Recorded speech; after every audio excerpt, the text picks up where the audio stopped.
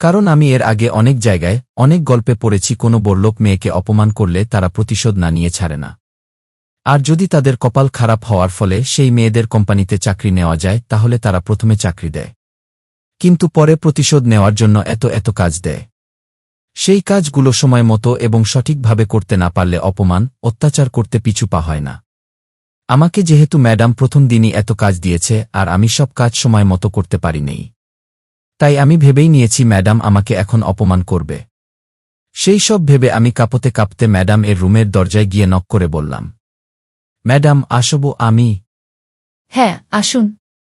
আরহি আমার দিকে তাকিয়ে। আরহি আমাকে অনুমতি দেওয়ার পরে আমি রুমে ঢুকে ওর সামনে গিয়ে দাঁড়িয়ে বলতে লাগলাম, ম্যাডাম আমাকে কি জন্য ডেকেছিলেন? সকালে আপনাকে কয়টা ফাইলের কাজ দিয়েছিলাম আপনার কি মনে আছে? জি ম্যাডাম, আমার মনে আছে। ফাইলগুলো দেওয়ার সময় আপনাকে আরও কিছু কথা বলেছিলাম, সেগুলো কি মনে আছে? না ম্যাডাম, সেই সব ঠিক মনে নেই। মাথা চুলকিয়ে বলেছিলাম ফাইলের কাজ শেষ করে ফাইলগুলো আমার কাছে জমা দিয়ে যেতে। এইবার মনে পড়েছে? জি ম্যাডাম, মনে পড়েছে। তাহলে যান, এখন ফাইলগুলো নিয়ে আসুন। নিশ্চুপ। আমি মাথা নিচু করে সেখানে দাঁড়িয়ে রয়েছি। কি হলো, এখনো চুপ করে দাঁড়িয়ে রয়েছেন কেন? নাকি ফাইলের কাজ এখনো করেন নেই? না ম্যাডাম, কাজ আমি করেছি। তাহলে ফাইল না এনে দাঁড়িয়ে রয়েছেন কেন? আসলে ম্যাডাম আপনি যতগুলো ফাইল দিয়েছিলেন ততগুলো ফাইলের কাজ আমি করতে পারিনি। তাহলে কয়টা ফাইলের কাজ করতে পেরেছেন? এই পর্যন্ত মাত্র 2টা ফাইলের কাজ করতে পেরেছি। ঠিক আছে, যান, ওই 2টা ফাইলই নিয়ে আসুন। আগে দেখি তো আপনি কেমন কাজ করেছেন। ঠিক আছে ম্যাডাম, আমি এখনই ফাইল নিয়ে আসছি। কথাটা শেষ করে আমি ম্যাডাম এর রুম থেকে বের হয়ে সরাসরি নিজের ডেস্কে চলে আসলাম। তারপরে কাজ সম্পূর্ণ করা ফাইল বের করতে লাগলাম। আমাকে ডেস্ক এর কাছে এসে ফাইল খুঁজতে দেখে জয় আর জয়া বলে উঠল, কিরে ম্যাডাম কি বলল জয়? তুই ম্যাডাম এর রুম থেকে এসে এইভাবে পাগলের মতো কি খুঁজছিস? জয়া, ফাইল খুঁজছি। আমি? ফাইল? কোন ফাইল? আজকে সারাদিনে যে 2টা ফাইলের কাজ করলাম সেই 2টা ফাইল। সেই ফাইল দিয়ে এখন কি করবি? ম্যাডাম দেখতে চেয়েছে, তাই নিয়ে যাচ্ছি। ম্যাডাম তোকে বেশি কিছু বলে নেই তো? এই পর্যন্ত তো কিছু বলে নেই, দেখি সামনে বলে কিনা। ফাইল 2টা হাতে নিয়ে পরে কি হয় আমাদের এসে বলিস। আচ্ছা। তারপরে আমি ওখান থেকে ফাইল হাতে নিয়ে সরাসরি ম্যাডাম এর সামনে গিয়ে উপস্থিত হলাম। ম্যাডাম এর দিকে ফাইল 2টা এগিয়ে দিতে দিতে বলতে লাগলাম, ম্যাডাম এই নিন ফাইল। আমি? দিন। আরহি। তারপরে আরহি ফাইল 2টা হাত বাড়িয়ে নিয়ে দেখতে লাগল আর আমি চুপচাপ দাঁড়িয়ে দাঁড়িয়ে ম্যাডাম এর প্রতিক্রিয়া দেখতে লাগলাম।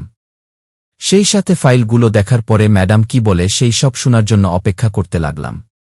দেখতে দেখতে কিছুটা সময় কেটে গেল। ম্যাডাম এর ফাইল দেখা শেষ হয়ে গেল আর মাথা উঁচু করে আমার দিকে তাকাল।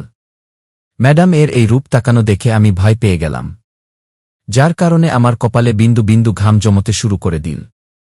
এটা দেখে ম্যাডাম আমাকে জিজ্ঞাসা করল, কি ব্যাপার, আপনি হঠাৎ এইভাবে ঘামছেন কেন? আরহি? আসলে ম্যাডাম একটু ভয়ে আছি তো, তাই ঘাম বের হচ্ছে। আমি? ভয় কিসের ভয়?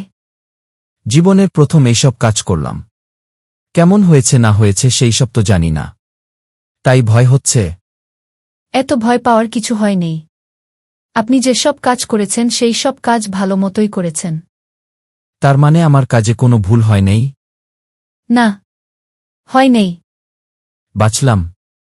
তা ফাইলের কাজগুলো কি আপনি একাই করেছেন? না ম্যাডাম, আমার পাশে 2 জন আছে, আমি উনাদের থেকে সাহায্য নিয়ে তারপরে করেছি। গুড। এইভাবেই বাকি ফাইলের কাজ শেষ করে যত দ্রুত পারেন আমার কাছে এসে জমা দিয়ে যাবেন। ঠিক আছে ম্যাডাম। এইবার আপনি আসতে পারেন। তারপরে আমি সেখান থেকে গুটি গুটি পায়ে নিজের সিট এর কাছে চলে আসলাম। আমাকে সিট এর কাছে আসতে দেখে জয় এবং জয়া বলে উঠল, কিরে তোকে এত খুশি খুশি লাগছে কেন জয়? ভ্রু কুঁচকে, আমি খুশি তাই আমাকে এত খুশি খুশি লাগছে। আমি? হাসি মুখে, খুশি কিন্তু কেন? ম্যাডাম, এর বকা খেয়ে খুশি হওয়ার পাবলিক তো তুই না। তার মানে কি ম্যাডাম তোকে কিছু বলে নেই, জয়া? এই তো বুঝেছিস। ম্যাডাম আমাকে কিছুই বলে নেই, উল্টো। উল্টো কি? উল্টো আমার কাজে খুশি হয়েছে। তাই না কি? হ্যাঁ। খুশি হয়ে আর কি বলেছে? বলেছে যত দ্রুত সম্ভব বাকি ফাইলের কাজ করে তার কাছে জমা দিয়ে আসতে। দেখছিস, আমি বলেছিলাম না ম্যাডাম তোকে কিছু বলবে না। তুই অযথা কি না কি ভেবে ভয় পাচ্ছিলি। জয়ের মুখে এই কথা শুনে আমি চুপ হয়ে গেলাম। সেই সাথে আমার মুখের সব হাসি উধাও হয়ে গেল। কারণ এমন কিছু মাথায় চলে আসল যে আমাকে ভাবতে বাধ্য করে দিল।